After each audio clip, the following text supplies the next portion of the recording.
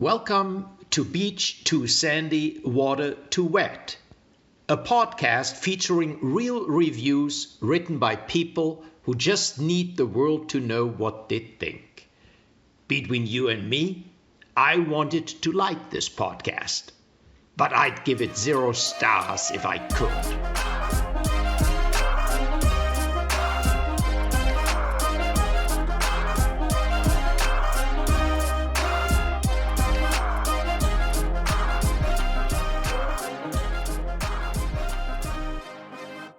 Are you ready? Because this is exciting. It's from Natalie, and it's Common Sense Media Reviews that call out other kid reviewers. Yeah. We've got some drama here today, okay? Okay, I can't wait. Oh my God, this is the kind of drama that I love because it's so low stakes, and it doesn't actually hurt anyone's feelings, presumably, because they probably haven't checked the review that mentioned them 3 years later. You know what I mean? So hopefully there's not really hurt feelings here. But I love this kind of drama. It feels so accessible, you know? This is from Stephanie, she, they, and it's of a TV show. It's a review of a TV show called Russian Dolls. And this is not me, summarizing or anything, but the actual log line of this show is Jersey Shore meets Real Housewives with a Russian twist. Okay. Incredible. And a child is reviewing this.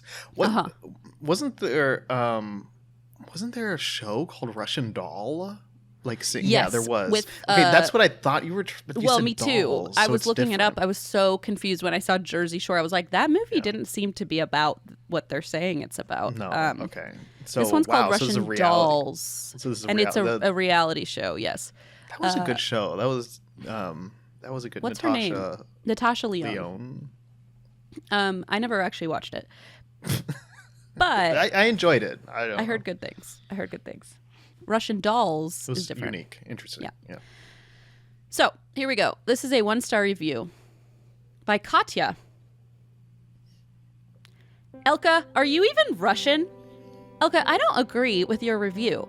This show is for people who want to learn about Russian culture, and our culture is full of stereotypes. Bad language, violence, and especially alcohol is part of Russian society. So don't try to pull the curtains over what Americans might think is inappropriate. End of review. Got him. This title contains great messages and great role models. Okay. I think they're like... They're losing me a little. You know, they're like, hey, also, there's a healthy balance star? between these two reviewers that I don't even know. They were just so mad at that. They were reviewer. so mad they couldn't even. They were like, put me down there. I'm gonna lower myself. What did Michelle Obama say? They go low. She's like, I'm going low too. I'm coming down here to the 1 stars to yell at you, Elka. I love that Elka and Katya are debating about like who's more Russian or like who understands Russia better. Doesn't sound like there's much of a debate. This is true. So that was also the only review there. So I think the other person either deleted it or I don't know what happened, but it's gone. Otherwise, obviously, I would have read the back and forth discussion. I would have read the rebuttal, as I like to say. Yes. Okay, now this was sent in by Stephanie, and it's a review of a movie. Alexander, I will never recover. I have fallen and I can't get up. This is called The Ridiculous Six. Do you know about this flick? Yeah. Wasn't Werewolf from Twilight in that? Yes, he was. God, I'm Christine so sorry. Jordan. I'm completely no. The fuck is it? How am I blanking on his name? Taylor Lautner. Taylor. Duh. The Taylors. The Taylors. Duh. His wife is named Taylor. That's right, and he is named Lil Pete in this film. Yeah. And who's the star? Do you know the star? I just named him Taylor Lautner. No. I have no idea. This is a Adam classic. Sandler. Sure is. I'm just gonna read the little bio from Rotten Tomatoes. Weird. It has a 0%. That's strange. I wonder why. White Knife, an orphan raised by Native Americans, discovers that 5 outlaws are actually his half-brothers. Together, they set out to save their wayward father. Okay. Now, just for fun. So, okay, it has a 0% tomato meter review. It has a 36% audience score. I'm going to read the critic review, or it's a critic's consensus, okay? And I'm going to read that before I read the kids' review. Oof. This is a negative critic review of the ridiculous. I know, it's hard to believe. By the way, this flick came out in 2015. In case you're wondering, wasn't it like a parody of The Hateful Eight? Oh, you're probably right. I believe so. I never watched either one. This was. So I remember when it came out, but I didn't watch. I don't think I watched either. I think that's for the best. Here is the critic consensus.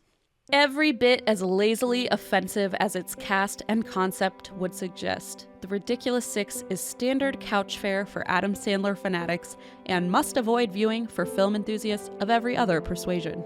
End of review. Yeah, that sounds about right. If I were born though in like, I don't wait. When did this 2015? Mm-hmm. If I was born in like 2005. This movie might have become something that was like weirdly core to my, like I bet there's so many people who are just like, oh, you're literally about to read common sense reviews from children about this movie. Sure am. I forgot about that. But I was like, yeah, I feel like there are movies like that in my life that I watched when I was younger and was like, oh my God, best movie ever. And if I watched now, I'd like be so embarrassed. Yeah, you almost kind of just accept it without like critique back then. Because you're like, oh, this is a movie with famous people. I'm just going to watch it and enjoy it without like that critical eye. Yeah, and then you get older and you're like, ooh, what was I looking at? Yeah.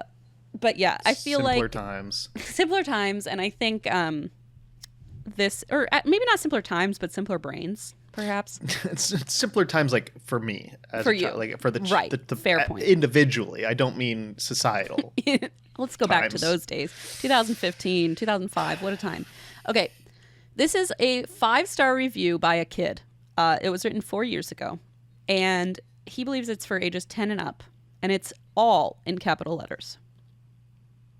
The title is "People Need to Stop Getting Offended So Easily and Taking Things So Seriously." That's the title. Here's a review. 5 stars. People need to grow the fuck up and stop getting offended so easily. I'm ticked off that all the reviews say it's so offensive. People can't take jokes anymore. This child is 10, by the way. People can't take jokes anymore. On top of that, they say it's cringy. That's the whole fucking point. People need to stop taking things so seriously. It's a comedy, for God's sake. It's supposed to be funny. You can't review a comedy the same way you review any other movie and think that it's supposed to make sense. I'm sick of people doing that. They need to understand it's supposed to be dumb. Not everything needs to make sense. I can't stand the people out there who have no sense of humor and think everything needs to be so serious. This story is original too. This movie is amazing and hilarious. Don't listen to what the critics say. If you like comedies, you'll love The Ridiculous Six. Sorry for going off, but I am so sick of this stuff. Not only for this movie, and sorry for not using apostrophes. End of review. That's what you're sorry for? Apostrophes? You know they got their teacher was like, you gotta remember to use the apostrophes, and this time the teacher's was like, I'm just gonna apologize this is creative for it. writing. I guess it counts. I think for any of this to be valid, it would probably need a little more than a 0% on Rotten Tomatoes. Yeah, it would maybe need a little more discourse in the cultural zeitgeist, like of what this film means. Yeah, it seems like maybe even Adam Sandler would be like, yeah, the critics are right. Yeah, I could be wrong, but also, like I just said about it being a parody, I don't think this is the most original story to ever be written. Not that that's exactly what they said, but the fact that they said it was original, I kind of doubt that. I feel like as much as you say it's a comedy, it's supposed to be funny. It's like, yeah, that's, yeah. Look, there are like crude, offensive, look at like Rat Race. I'm not saying that everything in there is like... When you said, oh, one of us used had to watch. Yeah, one of us had to. No, like there are jokes in that I'm sure do not hold up that like I wouldn't find appropriate or even funny anymore. Like that's a thing, is I feel like humor everything changes except because cocktail society weenies. That'll always be funny. So true. You know, like as society changes, you find certain things not as funny because you realize the impact that those jokes can have.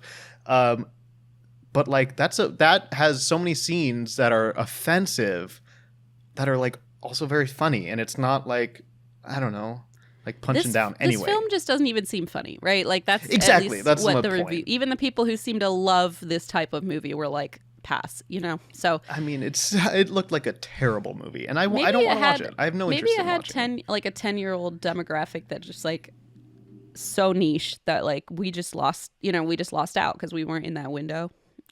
True. So, It's like you know what? I'm going to give this kid the benefit of the doubt. Zohan. Yeah, don't mess with the Zohan. Yeah, Another one that I've never seen that I will choose not to see. And that's another one that, like, one day I feel like we'll be like, remember that? And everyone younger than us will be like, what the fuck is that? You know, it just like doesn't even stay. I feel like that one hit at a good time of like internet where it's kind of still referent. I feel like I still see some random references to that one. That one is that like, Adam Sandler? It is. Yeah. Yeah, that one might.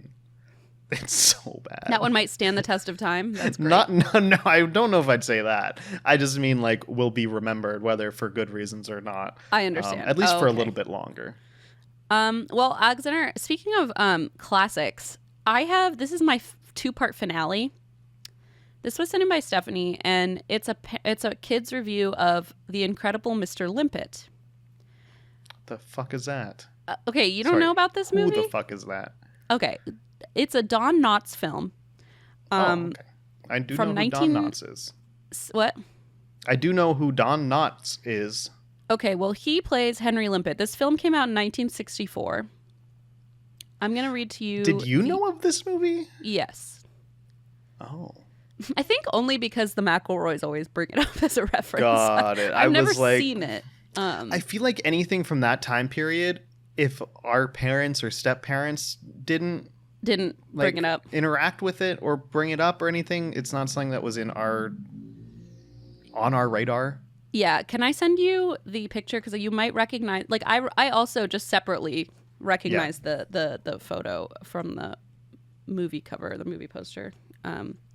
Sending that to you now. This one's on this is a picture of a Blu-ray disc, so obviously not original, from 1965. Oh. Do you recognize it? Okay. Only in the sense that it looks like a parody of other movies. Like, it doesn't look like a real thing. Like, it looks like an AI-generated fake movie from that time period. Yeah, I'll be honest. Like I said, I've never seen this movie. I don't really get it. I've never seen this, I don't think. This does not look familiar. I don't get it. I've definitely seen that cover of the... by the way, it's a man talking to a fish with lipstick on, I think. Okay, Both anyway. Here is the synopsis, okay? Aquatic life fanatic Henry Limpet, Don Knotts, falls into the sea and transforms into a fish, quickly becoming pals with a crab and developing a romantic bond with a fetching female fish. As a human, Henry was passed over for naval service. But now that he's a fish, he seeks out his friend, Lieutenant George Stickle, played by Jack Weston. Finding him on a small boat in the Atlantic, Henry explains that he can alert sailors when enemy ships are close by, and soon he's helping America win World War II. So that's that. That sounds like a movie from the 60s. Classic kids fare. Classic childhood storyline. So here is a 2-star review by David.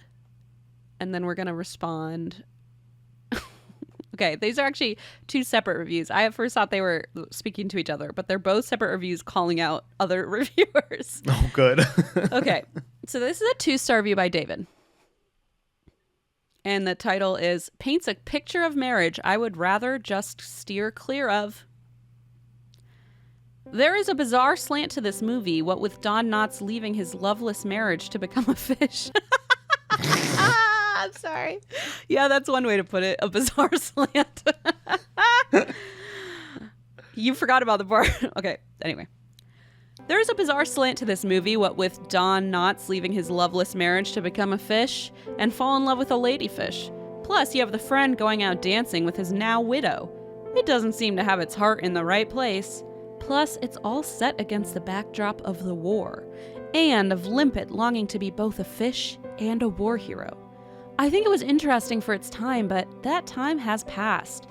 This title contains sexy stuff. Oh, that fish is just too sexy. I'm sorry. It's a sexy ladyfish. What are you going to do about it? I see it. They made it extra sexy. Sure did. And then here's the redemption. This is my finale that Stephanie sent in. It's a 4-star review of The Incredible Mr. Limpet. And it's by Jennifer, and it's called Nice. Nice film. And I don't agree with the reviewer here that there is something wrong with ladyfish simpering. I like girls who do that. End of review. Simpering? Yes. Is that what that comes from? Isn't that what comes that from? Sip? Simp? Yeah. Like simping. I've never heard simpering. Like you simp, like simping for someone? Yeah, simping. Like simping for Pokemon? Yeah. Yeah. Simping. I've never heard simpering. What is simpering? What? Then what is simpering?